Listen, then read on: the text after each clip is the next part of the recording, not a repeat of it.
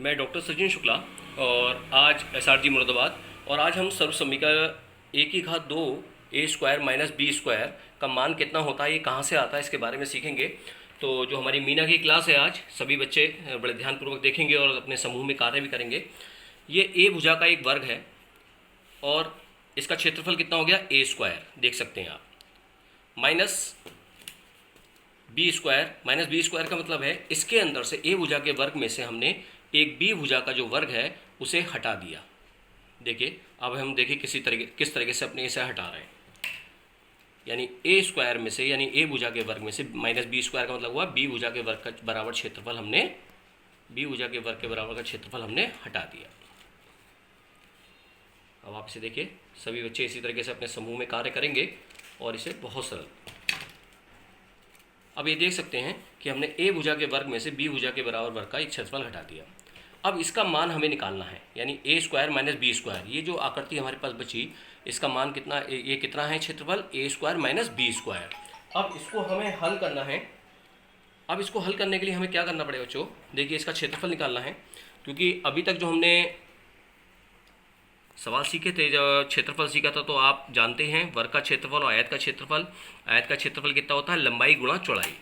हमने क्या करेंगे, इस कोने से इस कोने को मिला के एक लाइन खींचेंगे सभी बच्चे समूह में, और इसे हम काट लेते हैं।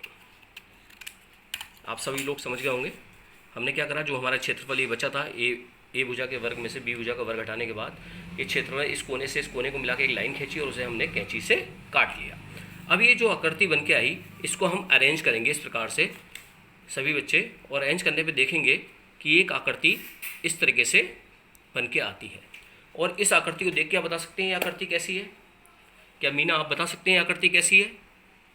सचिन आप बता सकते हैं ये आकृति कैसी है? तो ये सब बच्चे जानते हैं ये आकृति कैसी है, आयत है। और इस आयत की अगर हम बात करें कि इसकी लंबाई कितनी हुई, तो जब सब बच्चे से नाप के देखेंगे तो हम इसका एक देखेंगे कि इसकी लंबाई कुल मिला के ए प्लस बी की बराबर लंबाई के बराबर आती है। जितनी लंबाई हमारी, अगर मैं ए और बी को मिला दूं तो इसकी लंबाई जो आती है, जो हमारा ये बचा हुआ क्षेत्रफल जो बचा हमारा ए स्क्वायर माइनस बी स्क्वायर, इसकी लंबाई कितनी आती है, ए प्लस बी के बराबर, ए प्लस बी के बराबर। अब इसकी हम चौड़ाई नापते हैं। अब इसकी चौड़ाई जब हमने नापी तो देखिए, आपने अभी देखा था इसको क्लियर कि हमने जब ए भुजा के वर्ग में से बी भुजा का वर्ग जो हटाया, तो देखिए ये पूरी हमारी इसकी चौड़ाई कितनी थी, ए में से हमने बी घटा दिया तो ये कितनी रह गई, ए माइनस बी।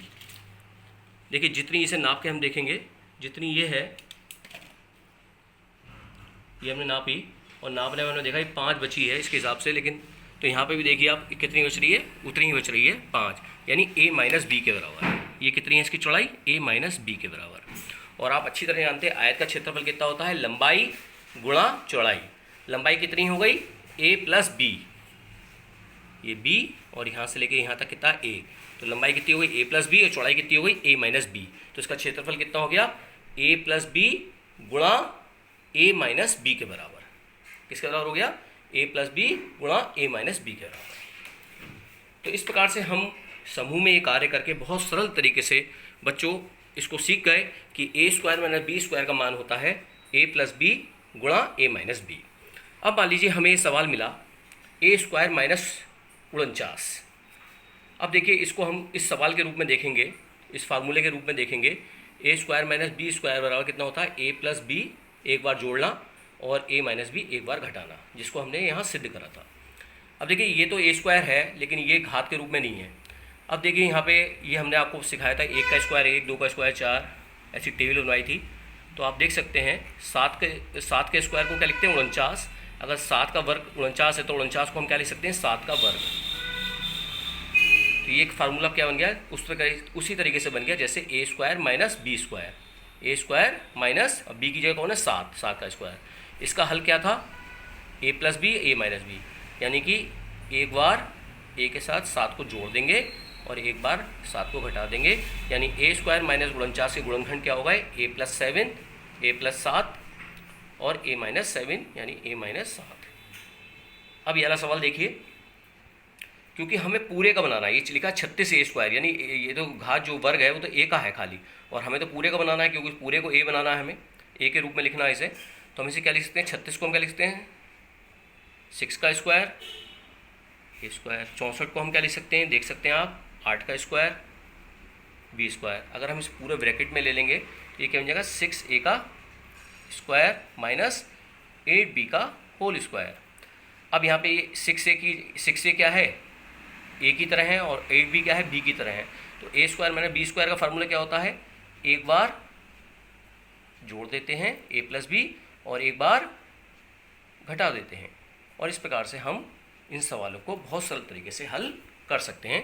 तो मैं डॉक्टर संजीव शुक्ला सर्वसम्मी का a² माइनस b² का मान बताते हुए